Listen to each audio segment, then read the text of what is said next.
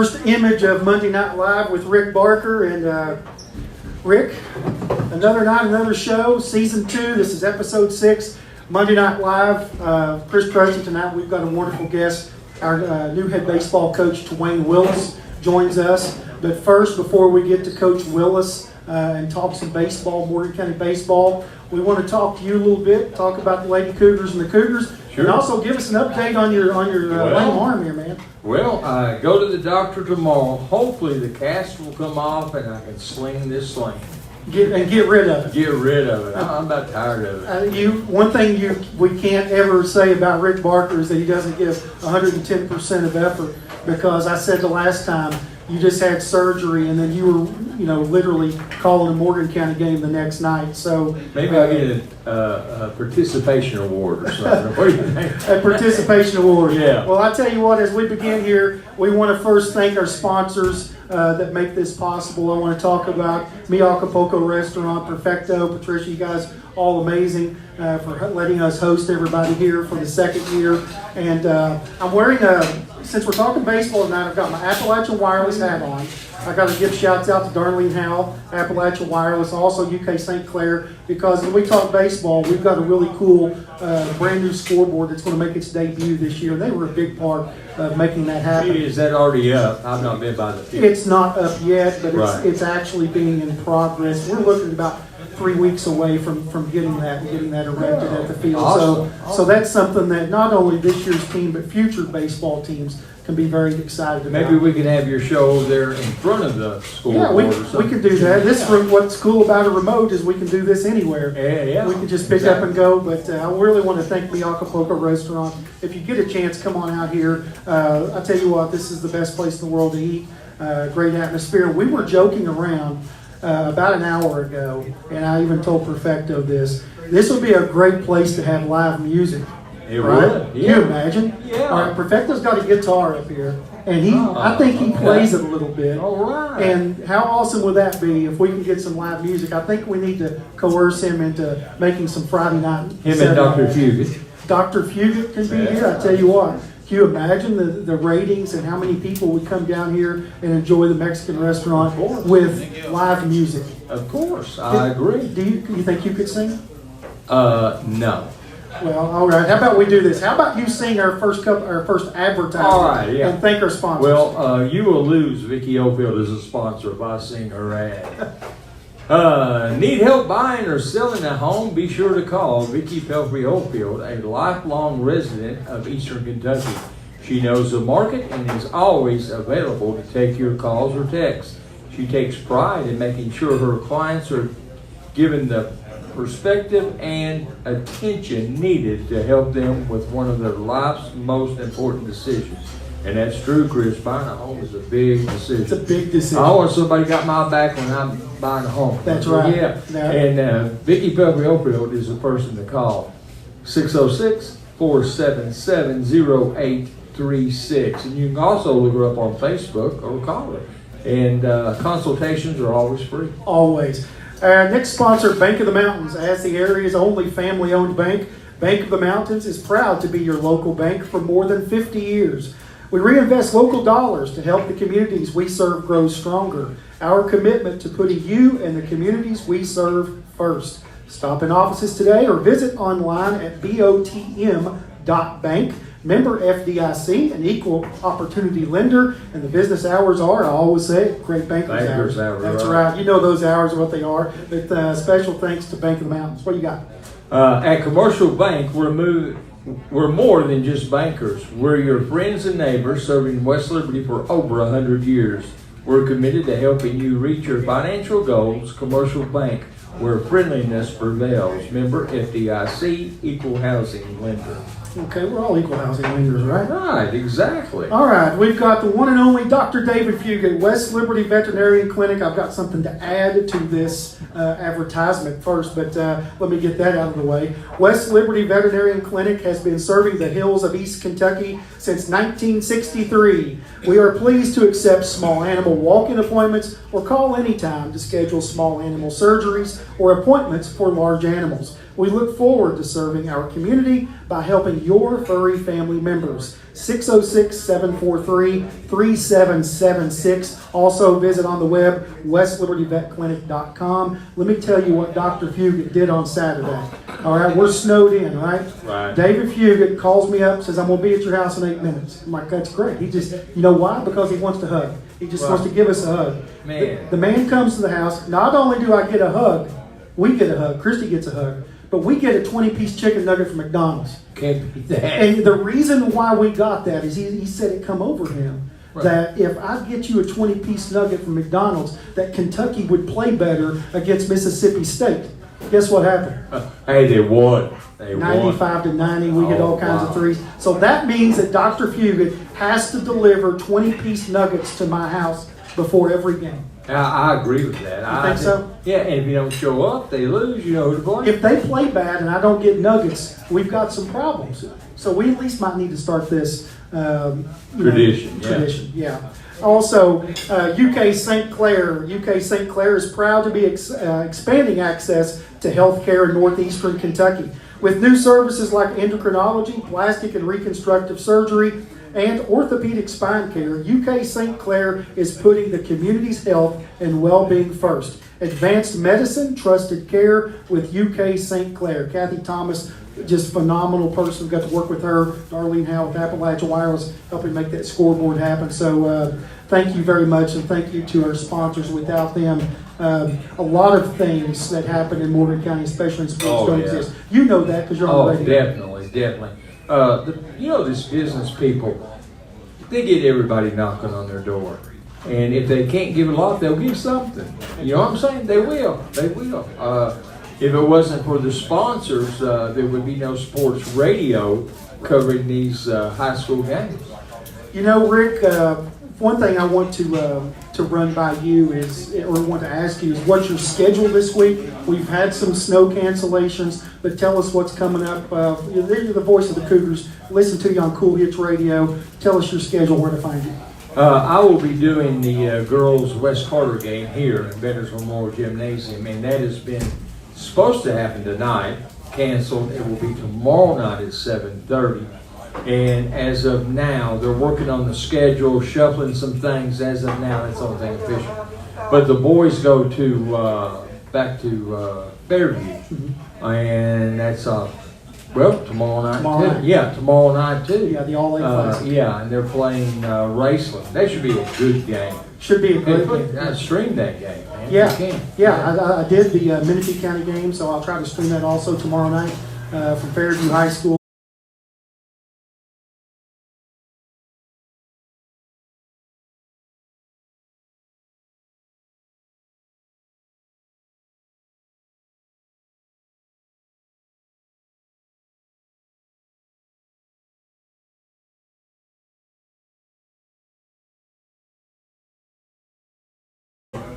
Yeah, your phone's going nuts there, but Morgan County on the boys' side, they had winners of 3 games in a row, all by double figures. Morgan County's really playing good basketball right now. We've had the pause because of the snow and the weather. Hopefully we can, and all teams are kind of in the same boat when it comes to that. But, statistically speaking, Morgan County is really starting to produce. They're the number 1 team in the region when it comes to free throw shooting. Yeah. This team knocks it down. They shoot the ball well from the perimeter. Defensively, they're getting better.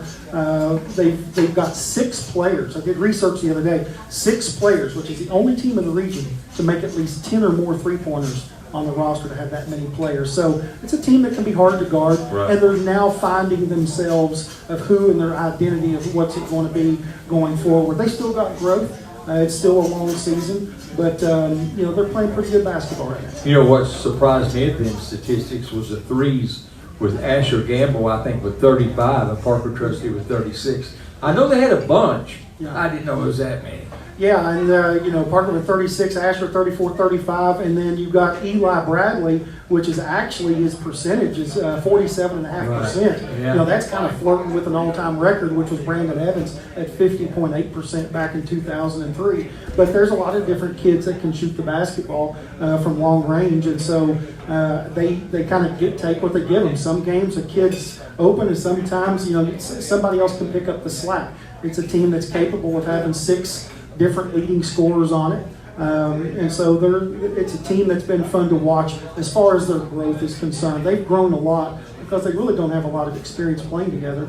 On the flip side, the girls, they get Emma Klinger back. I talked to Coach Young last night. I think Klinger is going to be back and healthy again, but they're still a few weeks out on Gracie Hampton, and hopefully they can get to full strength because, they play a tough schedule too. And the girls, and you got West Carter, got a district game coming up, which is really big for them. So they want the gym full and everybody out to support them on Friday night. Is that correct? That's exactly right. Lady Cougars are having a little bit more issue right now getting the ball to full with Gracie Hampton being out with her injury. I know that she went to orthopedic surgeon last Tuesday, and she's got the same orthopedic surgeon that I've got. I didn't tell her they operated on me 3 times, but anyway, yeah, I was with all this snow and stuff going on, I failed to follow up and see how she's doing. Right. Well, hopefully a few weeks away on her to get her back, and we know the injury bug can really make a difference in teams as they prepare. But Rick, one of the things before I let you go here, we're going to bring head baseball coach Tewayne Willis on to join us and introduce him to West Liberty, Morgan County, and the 16th region. Is when we have our next guest will be Randy Wood on Saturday afternoon at 4:30. It depends on what your schedule is. Hope you can be here. I've got a packet that I'm going to start sharing with some people, but this is pretty much the entire history of Morgan County football statistically, and there's a lot to unpack as far as players and seasons and things like that. And I know, especially with your background with Morgan County High School football and Coach Wood when he was here, there's a lot to talk about our history. Oh, definitely they are. I'm anxious to meet Coach Wood again. Right. Like I said, it's been a minute. And like I said, Chris, he was the hardest interview I ever done. And I would say I interviewed 100 coaches. Yeah. So you know what you're in for, right? That's exactly right. Well, I can't wait to Saturday. But before we get there, we want to welcome a new head baseball coach. Tewayne Willis is now joining us, making the trek over here and to the table. Coach Willis. Glad to meet you again, sir. All right, Coach Willis, I tell you what, really excited. I've been around sports in Morgan County for a long time. I've seen a lot of coaches coming here in all types of sports. And there's one thing that we've kind of been yearning for here in Morgan County, and that is, a big turnaround in our baseball program. We're very fortunate to land you here at Morgan County. First of all, I just want to say welcome to West Liberty, Morgan County, and what's it feel like so far? It feels great. Thank you. I'm happy to be here. Thus far, everybody's been great.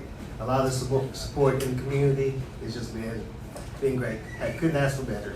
Well, I tell you what, your background says it all. And the interesting part is before I met you, I knew of you. I followed your high school career. You were a running back that didn't seem to get tackled a whole lot. You run all over the place at Perry Central. You're a multi-sport athlete there. A lot of people don't know you're our head baseball coach, but you spent a season at the University of Kentucky as a football player. And I want you to talk a little bit about your journey from your high school days and then how the multi-sport athlete and you kind of come about before eventually transitioning over to baseball and following that passion. It all started, I grew up playing baseball. That was my first love, the first thing I did. To be honest, the football didn't come until later. When I actually we moved to Hazard in '96. Prior to that, my mom would let me play football. Really? I sit there and tried to play my 5th grade year, and she was like, no, you can't do it. And I was a small kid. So she was like, no, you're not going to play. And I was like, well, I want to play. Well, then she used the reverse psychology on me. She was like, go ahead and play. You get hurt or something. So I didn't want to play. But when we moved here, I played football. So I played football, also played basketball.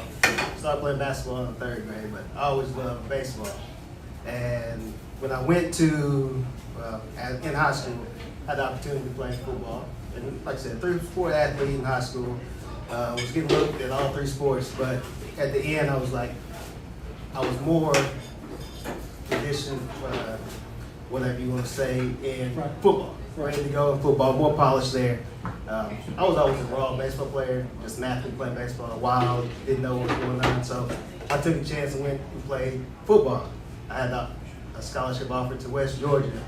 Actually, my head coach ended up going to West Georgia, Bert Brown, and he wanted me to be there and be the running back. So I'm like, no, I'm too small to go out there and play running back. Get pounded. Yeah, I was going to get pounded. So I didn't go out there, and then UK actually called and offered me a preferred walk-on.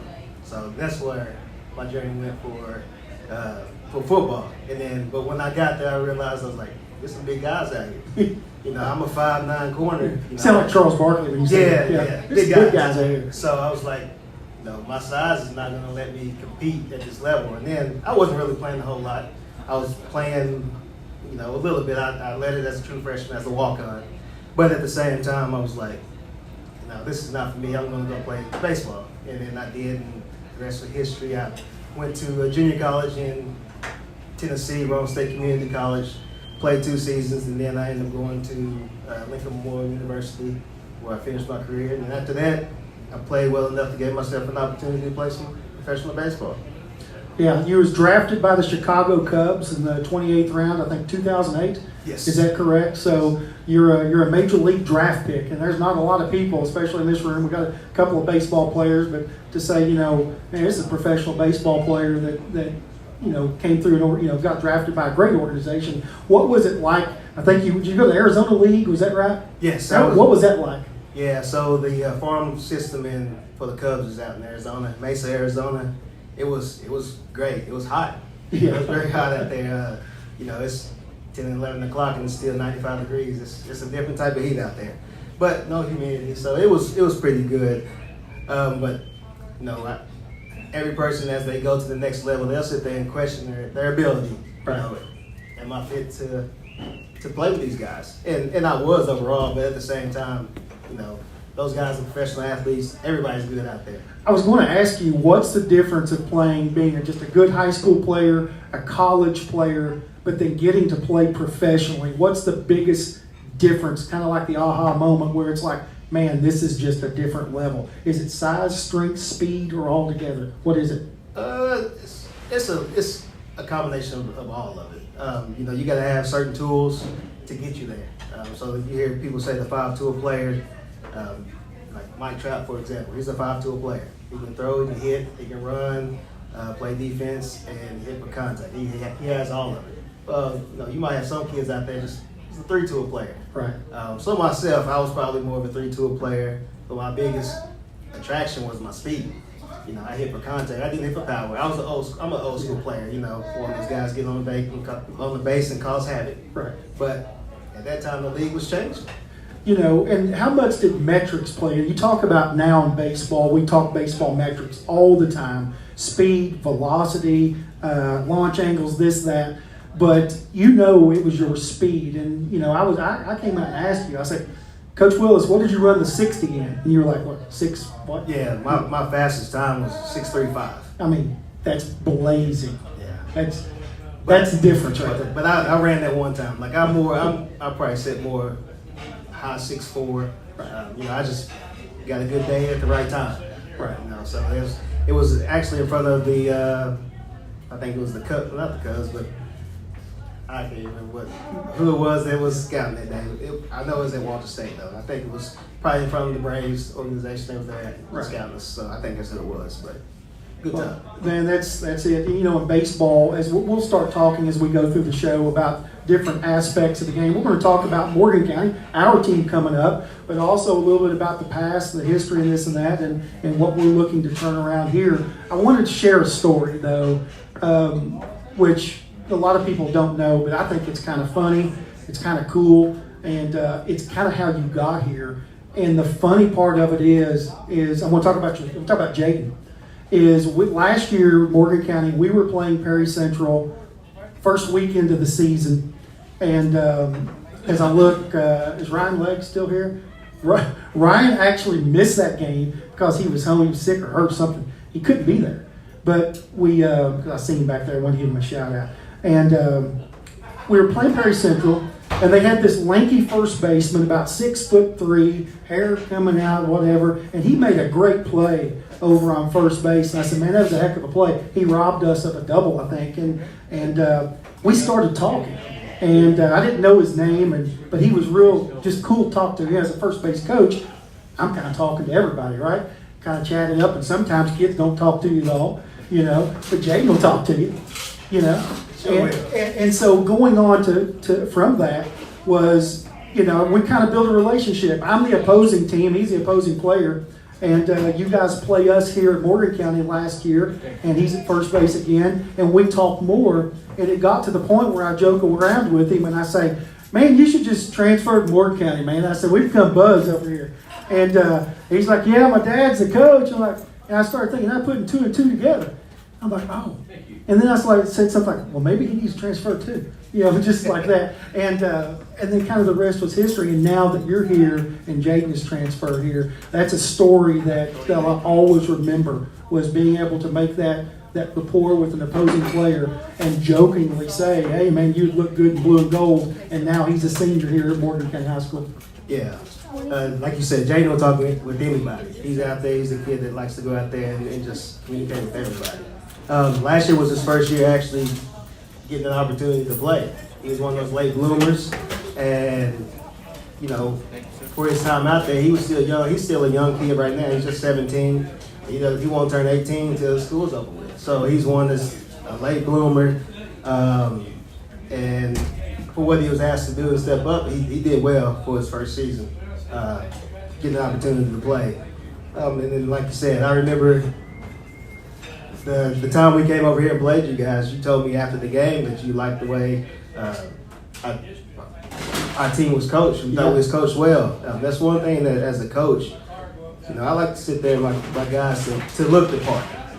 When you look the part, you guys did. Yeah. You give yourself a chance, and the opposing team, coaches or whatever, they recognize it, and then they understand that you mean business when you get on the field. And that's what we're doing. I think that's one thing that I've preached to the kids since I've gotten here. You got to look the part. If you look the part, you give yourself a chance. Exactly. To be successful and things like that. So we set the expectation, we set a standard, and the kids are buying into it, and we're rolling right now. Yeah, and that's exciting to see. We talk about Jaden being a late bloomer. Looking at his stats last year, I think he was an honorable mention 14th region player at Perry Central. He comes in with a 4-3 record last year, a 3.13 ERA, and I think off the top of my head, he had like 26 strikeouts and only 11 walks. And he gave up less hits than he did innings pitched. So if you're throwing strikes and they're not hitting you, low ERA, it sounds like he was really coming into his own on the mound. Yeah, on the mound, that's his strength right now. He's got a lot of confidence on the mound. Hopefully his hitting comes around. Like I said, he's late bloomer. He was weak. Another thing that's helped him this year, he's got in the weight room as well. What knows the difference there? Yeah, along with all the other guys, and they're in there they're competing. They're getting stronger. They're gaining confidence. The things that you want to see as a coach, that you love to see with your team. And they're growing and progressing in front of you. That's a good sign. Coach, now that you're here at Morgan County, this is one of the first years in a long time that we can really look at players in the off season, and our players' bodies have changed. That weight room and the workout regimen that you've had with this bunch from the fall, when nobody's looking, nobody's paying attention, we are literally seeing kids' bodies change. You and I have talked about that. On it. Talk a little bit about everybody, about this Morgan County team, your first team. What do you like about them? And tell us about what your thoughts going into it. Man, I like the drive of this team. This team, they don't quit. I've pushed them. We pushed them a whole lot. We've had a day, we call it the 2020s. Oh, yeah. So, they got to experience that. Shout out to my head coach from at LMU, Coach Six Eye. He introduced that into our off season. What that is 20 suicides in 20 minutes, and you don't get a break. Your break is the time that you complete your suicide in. So right. If you ask to get it done in 45 seconds, well, if we sit there and lollygag around and don't finish within 10 seconds to go, well, you got another suicide coming in 10 seconds. You got to get after it. So these guys have to push themselves, and we have a few victims. We did have some victims. Yeah. Some trash can victims. Yes. But, they didn't quit. That's one thing that I've noticed right now. They've been pushed to the max. We talk about all the time, reach a barrier, you got to knock it down. And, set a goal and keep pushing through it. And that's what they've done so far. Well, I really like the organization. We saw it in the fall camp with some of our kids and gotten some workouts. The expectation was there, and that's what I really like too. What you've done, Coach, is we have expectations, and everything we do, we got to do it right. We don't take shortcuts. We don't cut corners. We look the part. It's serious business, and we're out to get individual players better because we know when the individual players get better, the sum of those parts is going to be one heck of a team. Yeah, I mean, the small things. The small things, if you let those go, then they turn into big things.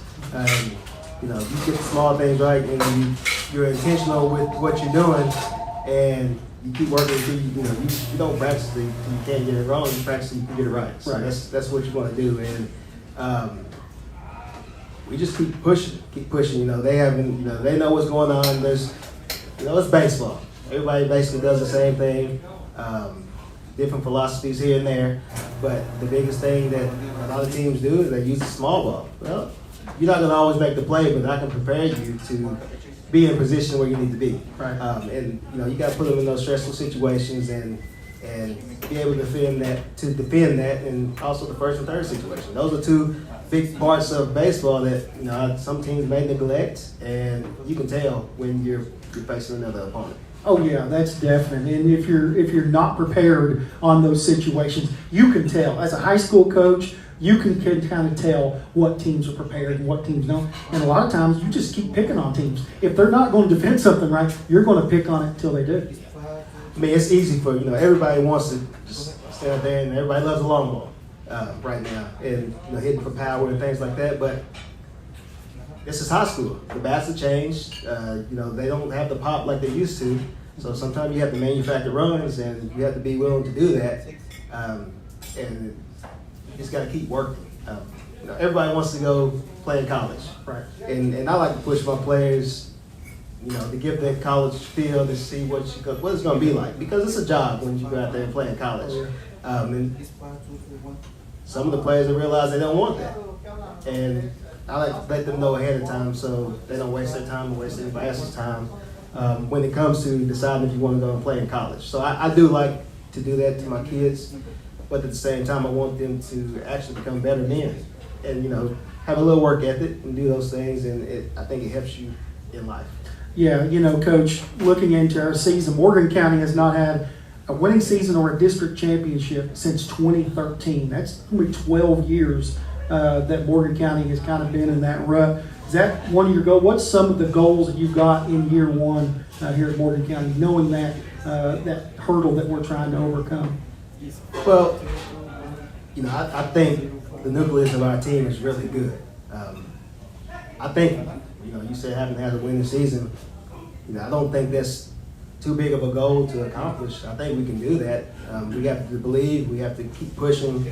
We can't quit. We can't let the time of the season dictate what we're going to do. So what I mean by that is when it's late in the season, last 3 weeks of the season, we can't quit. We got to keep pushing. Right. The job's not, it's not finished. We got more to do. We got to finish the regular season. Small goals here and there. So I think I look at something, maybe a goal, 5 wins. If we accomplish that, then we move on to another 5 wins. Move it like that. So, keep moving the fence per se. That way, the guys have a goal and they know what it means to, once you reach a goal, then you gotta, create another goal. Just something like that. Small things that will help our players understand that the job's not finished. Right. And you did it at Breathitt County, you did it at Perry County Central, and one thing that I noticed as an opposing coach was how well your teams were prepared. Every pitch, every situation, your hitters kind of knew situations, your players knew situations, you made a lot of calls, a lot of adjustments that if you're just watching the game, you don't notice unless you're coaching against it. And we got to coach against that last year. And that's the first thing I said in our bus ride back home. I was like, I tell you what, it was a well-coached baseball team we played. And then when you were hired at Morgan County, I was getting messages from all kinds of people and other coaches in this region. Bath County's coaches one I saw are like, man, you guys made a heck of a hire. You're very well respected. You were the president of the Kentucky High School Baseball Coaches Association last year. So there's a lot of people that not only they're trying to beat you, but they respect you because of the job that you've done. And now since you've been at Morgan County, we're starting to see all the little things. You're very observant. The one thing I've noticed about you, you're very observant of what's going on around behind the scenes of players and whatever. And that's important when assembling your first team. Yeah, and that's one thing I tell my students at the school. I tell my players that I'm one of the most observant people that you'll meet, because you have to be. You have to see what's working, what's not working, and then we may have a goal going into the season. Something might happen. Somebody may get hurt, but then you have to switch it up. You have to sit there and know what your players are going through, what the situation is, and then you have to adjust. So, for example, 2 years ago at Perry, we had a down season. We didn't win the games that we thought we were going to win. We were in a bunch of ball games where we didn't win. But at the same time, when you're on that losing streak, for me, I was like, our goals for the season, we had to sit there and adjust along the way. We asked our kids to adjust, so we had to adjust as coaches as well. And what I did, I basically just sit there and said, we have to stop them from quitting on themselves. And that's one thing we didn't do at the season, for the season. We didn't quit. We still battled, even though we got beat, at the end of the game. Our record wasn't great, but our kids didn't quit. And that's one thing that I was really proud of them for, not quitting. And I think sometimes it's easy for, when it gets tough, kids like to quit. But I'm not going to let them quit. We're going to keep pushing through. That philosophy that you were just telling me and people watching, back home is, I kind of asked myself, well, what coaches out there made you who you are? What coaches led you to your philosophies in baseball? Talk a little bit about the people that's influenced you into molding you into the head coach that you are now. It's a long line of coaches. It's not just baseball. Right. It's been my basketball coaches, my football coaches, baseball coaches, to name a few.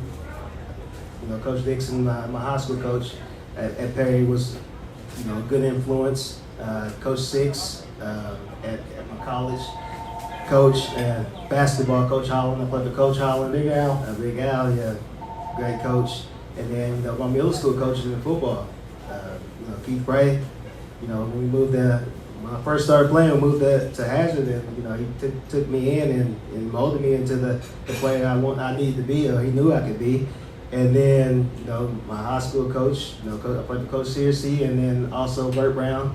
He coached my senior year. Yeah, okay. And, he kind of, pushed us over the top. Tom Searcy? Yes. I remember, yes. Yep. He was at some other schools. Was he maybe at Shelby Valley one Shelby year? Valley. I think he was at Whitesburg Whitesburg, too. before he came to Very well Perry. respected So, coach. So, I was, great role models. And another big coach, he's passed now. Rest in peace to Dougie Campbell. From when we first moved to Hazard, A.B. Combs, heck of a basketball coach. He got into you. And then my mom. My mom was big on work ethic.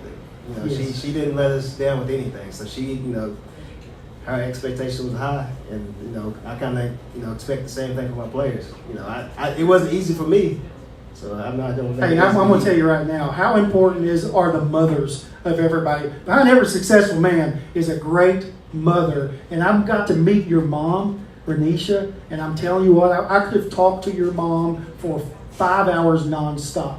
She just has that presence about herself, and I also hear, I hope she's watching, because I heard that she can cook really good. So when my mom and Renisha might need to get together, how important was that? I mean, I heard some great things. Oh yeah, she definitely would talk. She can cook. She can cook. She talk can talk. too. So she does all those things. And I'm, one weekend we have to get out here and cook for us. Yeah. She has really great chili. I don't know if you like your chili guy. Oh my goodness, let's do it. She does it. So we might have to set that up as a fundraiser, a chili fundraiser, and hook it up for the community here in Morgan County. One of these Saturday afternoon games that we have at Morgan County, people were so excited last year because they're like, man, your all's food was just tremendous. So we can get your mom here doing some chili. Well, my mom doing some stuff. Brian Lee's going to smoke everything in the world across the road, and he's going to bring it over. Jerry Hampton might smoke a few things here and there. He might do a few. He loves to eat food more than anybody. You know that. Yeah. You can tell he's back there stuffing it right now. But we love food here in Boyd County. But if we recruit, the best recruit we've ever got might be your mom in the food department. Well, I tell you what, and that's one thing that I'm glad you mentioned all those things. That's one thing that my goal is for our concession stand. Have the best food. Yes. Have teams come here and want to eat in our concession stand. That's one thing. In the 14th, I tell you who had a great concession stand from the 14th is Powell County. Yeah. You go there, you're not worried about eating food at restaurants or whatnot. You can go in there to eat at their concession stand. That's kind of what I would like to have here in Morgan County as well. So. Well, that's big time because you get people over there, they don't have to watch a game, just come and eat. Exactly. And you're also helping support the baseball program, Yes. right? Yes. You make that a fundraiser. Yep. Well, I always notice the best shows that I've ever had are when we start talking about food because that's something that we all have in common. So, Renisha, we can't wait to try your chili and some other things too. But just talking to you, Coach, the influences of other people have really made a big impact upon you. They did for me as a coach because, I didn't know anything. You learn from the people that I worked under. I learned from the people that I worked with. You learn those things and you don't lose sight of how important those people were in your life. Oh, that's you couldn't have said it better. Meeting everybody, I feel like I can learn something from it. I'm not one to sit there and think that I know everything, even though my wife can sit there and say different. Right. But it's okay. I still like to learn as well. I'm a guy that likes to sit there and argue or debate with people. Yes. I'm a debater. And baseball is such a great sport to debate things on. Yeah. Like, is Nolan Ryan worthy of the Hall of Fame or not? There are people out there that try to say, no, he's not, and I'll tell you why. Yeah. And then we'll sit and we'll argue, and my buddies, we will argue until we're ready to fight over baseball stats, strategies, Hall of Famers. That's just the beauty of the game. Well, and just like you said, we talk about power hitting. Hank Aaron led the home runs for a long time. His swing is different than the way that we're teaching it now. Right. And so he was a front foot hitter, with a lot of power. We can sit there and say that the pitchers didn't throw as hard. Who knows? Maybe he could have been successful today. We never know. That makes a point. If you watch old footage of like Babe Ruth swinging the bat, if you did not know who that was, and you had all these analytic guys and all these people that do lessons, the first thing they're going to say about Babe Ruth's swing was, well, that's terrible. He's never going to hit at the professional level. Exactly. So, look what happened. And he did it. I mean, everything's subjective. It's hard to sit there and say what works for you may not work for me. Right. And vice versa. But Okay, somebody like Eric Davis, for example. This would be a good talk. Eric Davis, one of my favorite Cincinnati Reds. But to watch him swing a bat, the first thing that you would notice, he's one of the only pros that I could see drop his hands straight down and be able to recover and get the barrel through the zone. Because if kids today do that swing, you're going to drive yourself nuts and say, there's no way you're hitting baseball. Well, that lets you know right there the type of athlete that Eric Davis was. Yeah. Like, it's okay to have an idea of mimic some of these professional hitters, but they do those things for a reason. Another guy that I like to watch that moved his hands and people try to tell you he steals, Gary Sheffield. Yes, yeah. He had his hands waggling and all this, and he was on time. Timing was, impeccable. And that's one thing that you have to have, and those athletes are different because they make things look so easy. Well, when they're actually hard. And something else we can talk about here is talking about myths in baseball. Because you go to a little league field and you're hearing a coach say, you've got to get your elbow up here, and well, no, not necessarily. As long as you can get the barrel through the zone and be on time, you may start off in a million different ways, right? There's some things you want to correct. But, do you see that a lot with young players maybe being taught the wrong way sometimes? Well, I mean, I'm not going to say that they're taught the wrong way. I'm going to say that they're taught what the coaches know. Whether that's right or wrong, yeah. A coach, he has his own philosophies. So I would sit there and say, even my team now, you may have been taught a way in the past that worked for you for that coach or whatnot, but you have to be coachable. That's one thing that I've learned as a player. You have to be coachable. What this coach may want It's not something that the new coach wants. So you have to be able to adjust as well. And like I said, I'm not saying what he does right, I'm not saying what he's wrong, but this is the way I do it, and this is what I want you to do. If not, then I can't put you on the field because I can't trust you. Right. And that's part of the thing that kids need to understand, that it takes the trust. You have to, Right. coach has to trust the players to be able to do things that they're asked to do. If not, then when it comes down to a big moment in the game, you might go AWOL, and then it's not what I want done. Right. So. Well, let me ask you this too. I know Morgan County, our Little League baseball program has always been, pretty strong. We've had a good support system at the Little League level, but also how important would it be to maybe connect with the Little Leaguers in our program, and also to the coaches and that whole philosophy of getting some of the basics done right. Throwing, catching, knowing and understanding the game, and maybe getting, our involvement as a staff into that as well. Yeah, that would be very important. For everybody to be on the same page. Like I said, baseball is a universal sport. Everybody, plays it basically the same way. We may have some things that we want to be taught that we can introduce to them, and I think that would help the players in the long run. If you see things that are going to hurt them down the road, we got to be more, give more clarity of why it's the improper way, Right. and show them another way that may be better, and the kids may have a little bit more confidence doing it the way that we want to. So it's all about just spinning the way that's going to benefit the program in Morgan County. But baseball is a bunch of little things, and you've told me when we've talked, Coach, that we're not going to beat ourselves. Yeah. And little things we're going to do right. If you're going to beat us, then that's going to be the better team that day. They're going to get hits. They're going to dominate us on the mound, but we're not going to beat ourselves. One thing you kind of stress, we're going to hit the daggone cutoff man too. Oh yeah, you got to hit the cutoff man. Like that's one thing. The kids, they get in their own way. They, you can't be a baseball player and play hero ball. Can't happen because the ball's in play. There's runners running. That's one thing as growing up, we talk about Little League, we're always taught to hit go for the lead runner. Stop the lead runner. Well, a lot of times you're not able to stop the lead runner. Right. As you grow into the game, the hitter is the most important runner. Keep him off second base. You keep him off second base, you keep the double play in order, you give yourself a chance. It's one of those things that you want to make it as easy as possible for your team. And the way the Crows have it is having people on base. So when you have people on base, then you can do a whole lot to a team on defense because you put them in a situation. Put that pressure on. Put the pressure on them. They don't want to be in those situations. It's tough. So, when people's on the base, then they got to start really thinking. We may have an inning where, we might give up 2 runs, Yeah. but we don't want to give up 6. Yes. Yeah. Yeah, it's one of those things. Stop the bleeding. Yeah. Let's give up something, trade a run for an out. Do those things, especially early in the game. Right. And that way, later in the game, you can still control your destiny.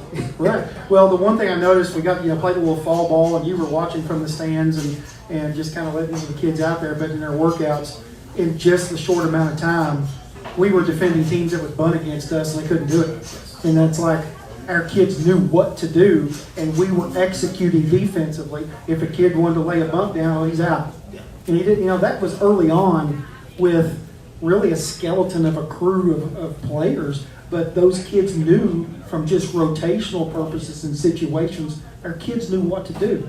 That was a huge, huge impact early on, even in the fall, to see our kids to be able to execute what you wanted.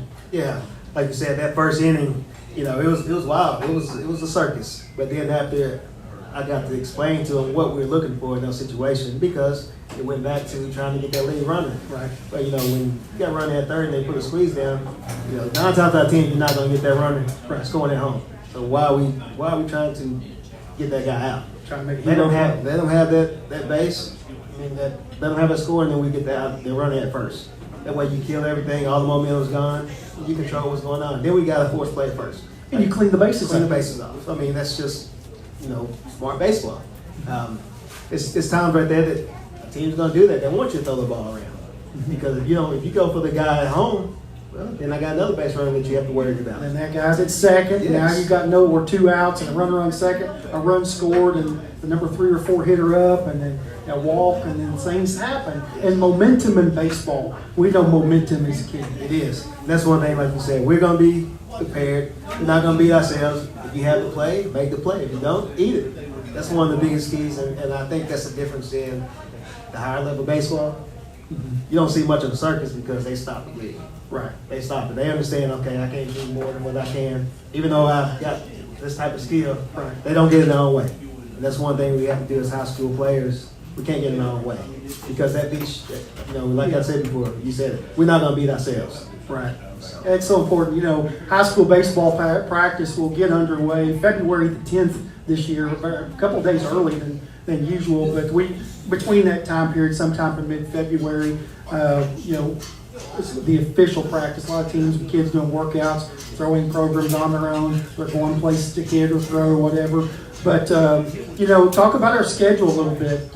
You beefed our schedule up. We play some good baseball teams, and you're wanting to challenge this Cougar team early this year.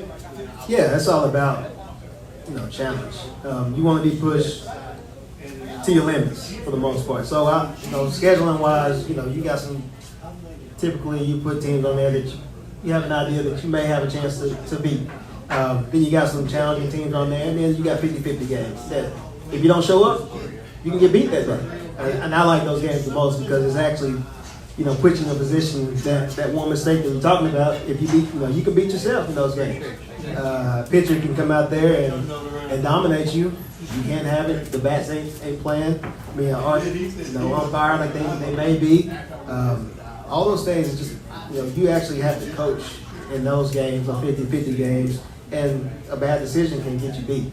And I think as a coach, you want to sit there and put your kids in a position where it's going to be challenging enough where they will be playing in the postseason. Right. So you Put them in those tough environments. Tough environments, and give yourself a chance to see where you are and what you need to improve as a team. So those are the type of schedules that I like, and I think we have that this year. Speaking of putting people in tough positions, we know baseball it's a failure sport, but also you've been really big on our personnel and players. How important is it for us to be versatile in terms of players playing different positions? Do we have that versatility for players to play multi-positions on this team? And how important is that for us to get to where we need to go? Oh yeah, I think it's great. It's very important to be versatile. We are, in a small community where we don't have the luxury of having 30 baseball players.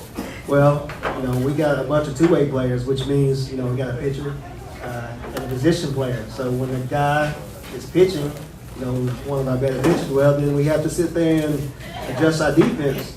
It's going to sit there and give us the best chance to be having a good defense on the defensive side. So, if a guy comes off with pitching, well, if he's a shortstop, where his arm may be sore, it's hard to put him there at shortstop the next day. It's just a lot of things Common sense. I think it's common sense. Right. But, some people look at it differently. But, I'm not in the business to hurt kids' arm. Put them in situations where they're not going to be successful. And I think that's putting them behind the 8 ball when you do that. But that's just me.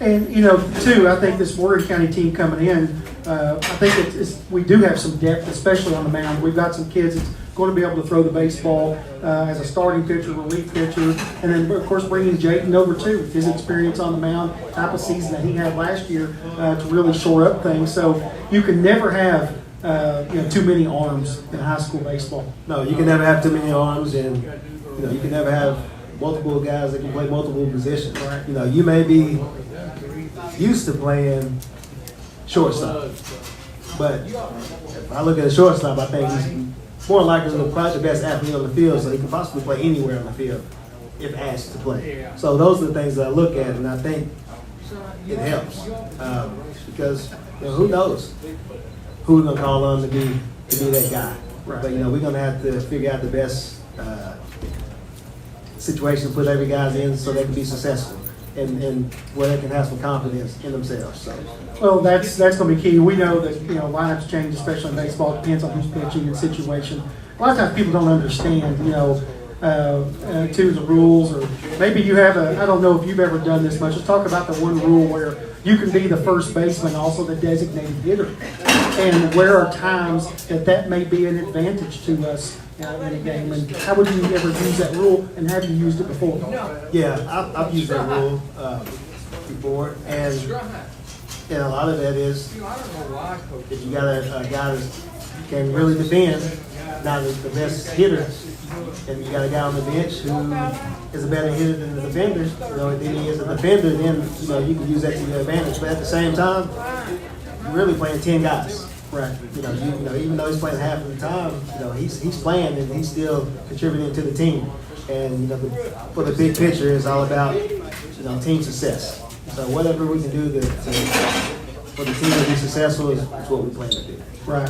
Well, I tell you what, we've covered a lot. I don't know where we are on time, but What do you say? oh, okay, that's perfect. We've got about 5 or maybe 10 minutes to go. We'll wrap things up, but just tell us overall about your experience in the Morgan County. You're teaching up at the middle school, the high school. Talk about your role there and just how you've been excited and accepted into the community in Morgan County. Yeah, so it's been a big excitement. Everybody's been great. I mean, they're so supportive. The administrators are supportive. We all work together for the kids in the community, and that's one thing that you have to have. We gotta have the same common goal, and I feel like we all have that here with the administrators here, and everybody just wants what's best for these kids. It's not just sports wise. It's academics, the education. Everybody pushes everything they can do to support the kids in any way.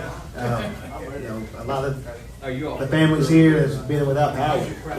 I see on Facebook all the time that the community's never stopped. They've always been out there helping, being supportive, and whatever anybody needs, they pick them up. And that's a good sign of a team of the community. Well, speaking of West Liberty and Morgan County, you're talking about that teamwork, great administrators, great support, make great schools. Also, great parents and great kids make great schools too. We always used to say good coaches are made by good players, right? Yes. Good students are going to make some good teachers out of there too, if you know what I mean. But that community support has been so important. We saw it personally, with my wife Christy, the amount of support that she has seen from Wrigley Elementary and our schools here, the teachers, the students, and just anybody in general about what she's going through and with her cancer and having that behind us and going to the next hurdle and getting through that.